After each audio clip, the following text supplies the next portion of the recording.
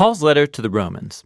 Check out the first video where we explored who Paul was, why he wrote this letter, and where we trace the core ideas of chapters 1 through 4. That all humanity is hopelessly trapped in sin and needs to be rescued.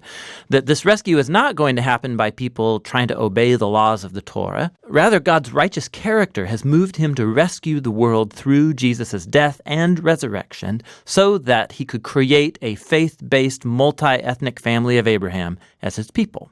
Now, in the remaining 3 movements of the letter to the Romans, Paul is going to develop these ideas even more. So remember, Paul's exploration of justification by faith, that when people trust Jesus' death and resurrection was for them, they're given a new status, they're right with God, they're placed in a new family, the covenant people of Abraham, and they're given a new future, the hope of a transformed life.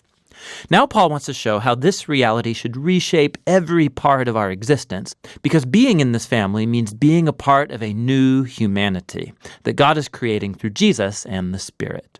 So Paul goes back to the first human character of the biblical story, Adam. His name means humanity. And Adam, like all humanity after him, has chosen sin and selfishness. And so everyone faces God's judgment because we've become slaves to sin's influence, resulting in death.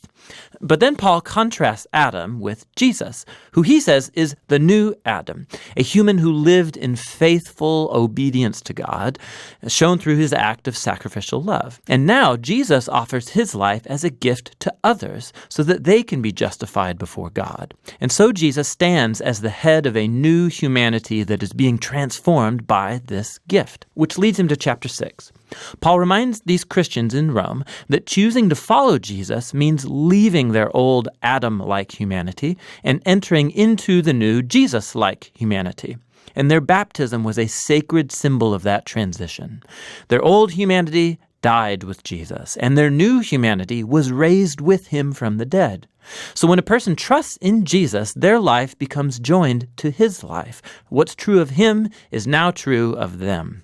It's when people accept their identity as Jesus-like humans that they are liberated to become the wholehearted humans who can truly love God and their neighbor. Now, if creating this new humanity was always God's purpose, Paul asks in chapter 7, what then was the point of God giving Israel the law, or in Hebrew, the Torah?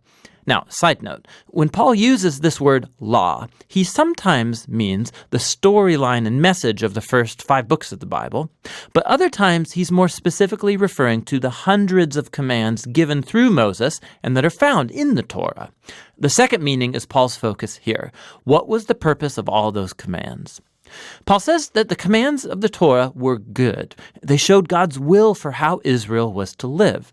But if you read the storyline of the Torah, Israel broke all those commands. The more laws Israel received, the more they replayed the sin of Adam and rebelled. So even when God gave his people specific moral rules to obey, that did not fix the problem of the sinful human heart. And so paradoxically, these rules made Israel even more guilty. But, Paul says, that paradox is the point. God's goal was to make it crystal clear that it's evil that's hijacked the human heart, and that the Torah, good as it is, could not do a thing about it. But Paul says in chapter 8, the solution has arrived in Jesus and the Spirit. And here's how. The commands of the Torah acted like a magnifying glass. It focused the problem of the human condition into one place, the people of Israel. But now Israel's representative, Jesus the Messiah, has paid for and dealt with all of that sin through his death and his resurrection. And now Jesus has released his Spirit into his new family to transform their hearts so that they can truly fulfill the call of all the Torah's commands to love God and neighbor. And there's more. God's renewal of human beings is the first step of his larger mission to rescue and renew all of creation, making it a place where his love gets the final word. Now you can see how chapters 1 through 8 are one long flow of thought here, but it raises some other questions. If all of this was God's purpose, what is the current status then of Paul's fellow Israelites who don't acknowledge Jesus as the Messiah? How does this story fulfill God's promises to them? Well, Paul begins in chapter 9 with his own anguish over fellow Israelites who don't think Jesus is their Messiah. And it leads him to reflect on Israel in the past from the Old Testament story. And he reminds us that simply being an ethnic Israelite, a physical descendant of Abraham, never made one automatically a faithful member of the covenant family. Paul shows us how God has always selected a subset from Abraham's family to carry on the line of promise.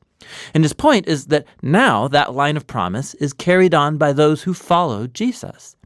He reminds us that for a long time, people inside and outside Abraham's family have rejected God's will. He reminds us of the story of Israel and the golden calf and of Pharaoh's rebellion. He shows us how God was able to orchestrate events so that people's rejection of him actually accomplished his redemptive purposes. And so in chapter 10, Paul turns his focus to Israel in the present. The reason many Israelites reject Jesus is because they're basing their covenant relationship with God on their performance of the commands in the Torah. And so sadly, they don't recognize what God has done through Jesus to create a new covenant family on the basis of faith. And so Paul asks in chapter 11, what is Israel's future? Has God written off his people? No, he says. There are tons of Jewish people, including himself, who do recognize Jesus as their Messiah, but there are also a lot who don't. But God has been able to use their rejection for his own purposes.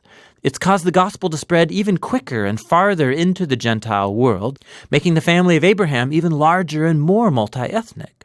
Paul describes God's covenant family as a big olive tree, and the rejectors of Jesus have been broken off, so to speak, and these Gentiles are like wild branches that have been grafted into the family tree.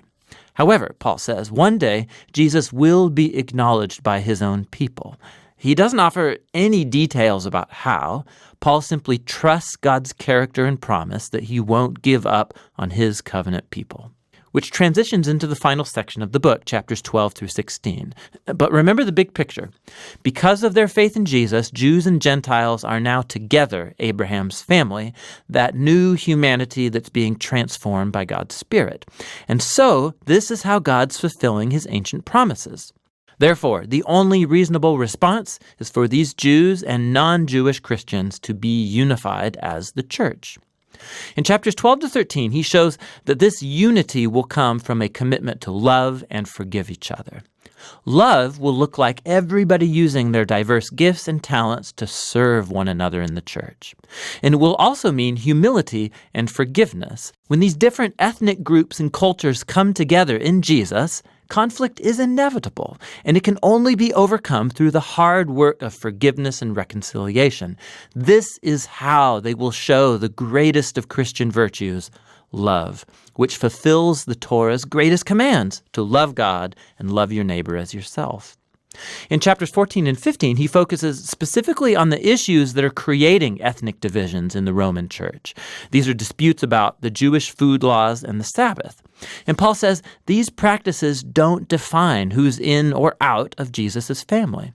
And if people differ over these culturally important but non-essential issues, they need to learn how to respect each other's differences. And it's in this way that love will heal and unify Jesus' family. Paul closes the letter by first commending Phoebe, who's a key leader in the church of Cenchreae. She had the honor of carrying and perhaps even reading this letter aloud to the Roman churches for the first time. Paul then concludes by greeting all the people that he hasn't seen for a long time, and that's the end. Whoa. You can see better now how all the pieces of this letter fit together and show what a profound masterpiece it truly is. That's what the letter to the Romans is all about.